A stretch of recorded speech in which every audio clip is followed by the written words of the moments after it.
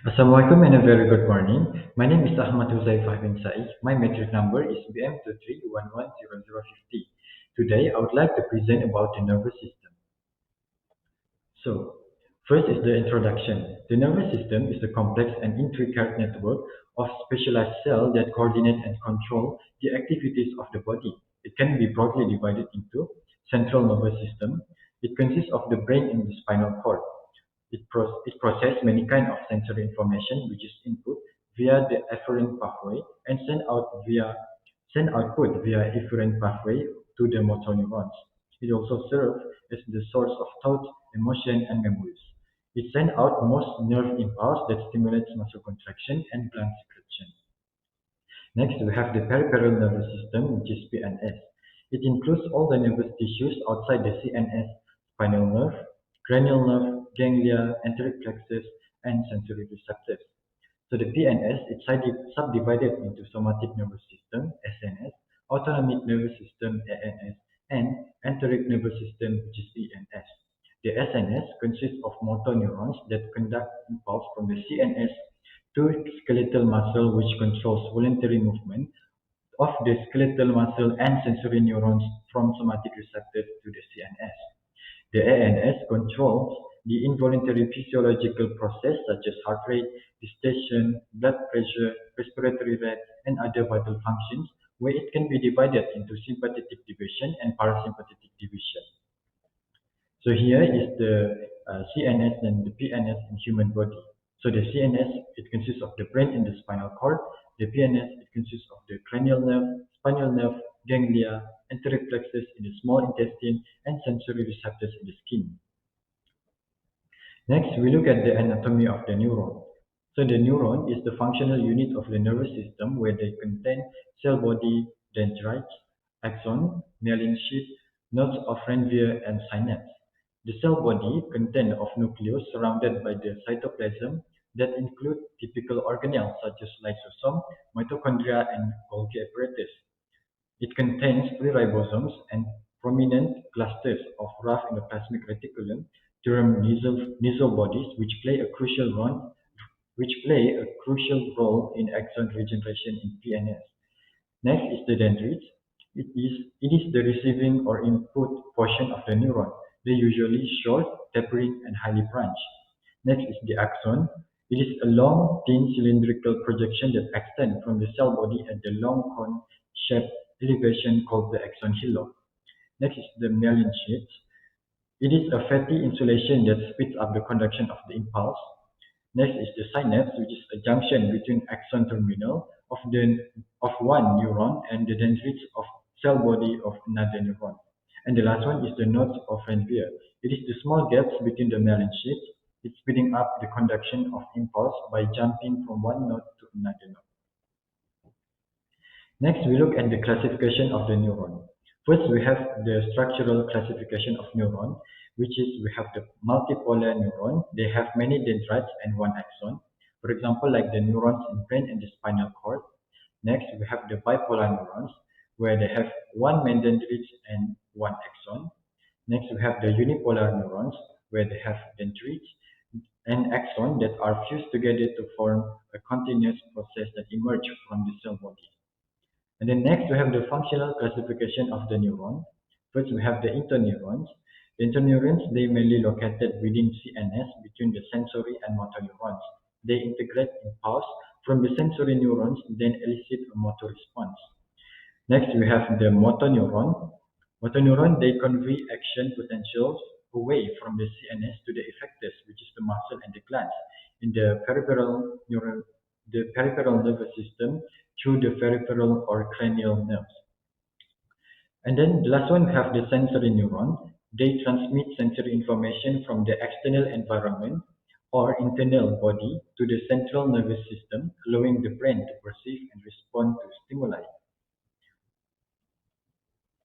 Okay, next we take a look at the biochemistry of the nervous system. First, I would like to touch about the ion channels. So the ion channels, they are integral protein that plays a role in the regulation of ion flow across the cell membrane, which creates electrical current that changes the membrane potential.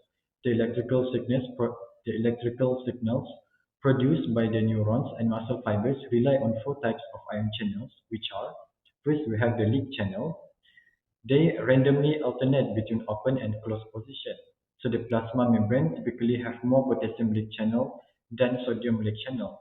Thus, the membrane permeability of potassium ion is higher than the sodium ion. Next, we have the ligand-gated channel. They open and close in response to specific chemical stimulus. For example, the neurotransmitter acetylcholine, they opens cation channels that allow the sodium and calcium ions to diffuse inward and sodium ion and potassium ion to diffuse outward. And then next, we have the mechanically gated channels. They open or close in response to mechanical stimulation, such as vibration, touch, pressure, or tissue stretching. For example, the auditory receptors in ear, receptors that monitor stretching of the internal organ, and in touch receptors and pressure receptor in the skin. And the last one, we have the voltage-gated channel. They open in response to changes in membrane potential. They also participate in the generation and conduction of action potential. Okay, next is the generation of the action potential. So action potential is a sequence of rapidly occurring events that decrease and reverse the membrane potential and restore its resting potential. There are three phases in the action potential generation. So first we have the depolarization phase. So the voltage-gated sodium channels, they open rapidly, causing inrush of sodium ion into the cell. This causes the negative membrane potential to become less negative, reaching zero and then becomes positive. In order for action potential to be generated, the stimulus must reach the threshold, which is negative 55 millivolt. In resting state, inactivation gate of voltage-gated sodium channel open until it reaches the threshold. After it reaches the threshold, both the activation gate and inactivation gate of voltage-gated sodium channels open, which cause a further depolarization. Next is the repolarization phase. The inactivation gate of the sodium channel will close, thus it inactivated the sodium channels. So the voltage-gated potassium channels open, allowing the potassium ions to flow out. This causes the membrane potential to be stored into its resting membrane potential, which is negative 70 millivolt. So the last phase is the after hypolarization phase, which may happen following the repolarization phase due to the large outflow of potassium, which membrane potential becomes more negative than the resting potential level. Now we take a look at the physiology. So the physiology of the nervous system first is the sensory function. So sensory receptors, they detect internal stimuli such as an increase in blood pressure or external stimuli such as getting cut on hand. This sensory information is then carried into the brain and spinal cord through cranial and spinal nerve. Next is the integrative function. The nervous system processes sensory information by analyzing it and making decisions for appropriate response. Next is the motor function. Once the sensory information is integrated, the nervous system may elicit an appropriate motor response by activating effectors, which is the muscle and the glands, through a cranial and spinal nerves. Next is next is the disease, which is the Alzheimer's disease. So Alzheimer's disease is a chronic and irreversible brain disorder that primarily affects memory and cognitive function. It is characterized by the accumulation of abnormal protein aggregates, including beta amyloid plaques and tangles in the brain. So the symptoms often include forgetfulness, difficulty to remembering names and recent events, and challenges in problem solving. As the disease progresses, individuals may experience language difficulties, confusion, disorientation, mood swings, and eventually a loss of the ability to perform daily tasks. The treatment. Currently there are no cure for Alzheimer's disease. So the available treatment only aims to manage the symptoms and slow down the disease progression, such as cholinesterase inhibitor, which work by increasing the level of acetylcholine transmitter. Okay. So next is the neurologist, which is Dr. Siva Sitaramaya. So Dr. Siva Sitaramaya works in the Subang Jaya Medical Center in the Subang Jaya. Dr. Siva Sitaramaya is a trained neurologist with 18 plus years of experience.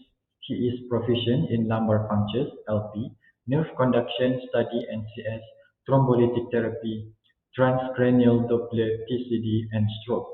He is a member of Malaysian Medical Association and Academy of Medicine Malaysia. Dr. Siva Sitaramaya earned his MBBS in 2001 and Master Medical in 2009 from the University of Malaya, Malaysia. Dr. Siva Sitaramaya is the author of several publications and articles. So I think that's all for my presentation today. Thank you for listening.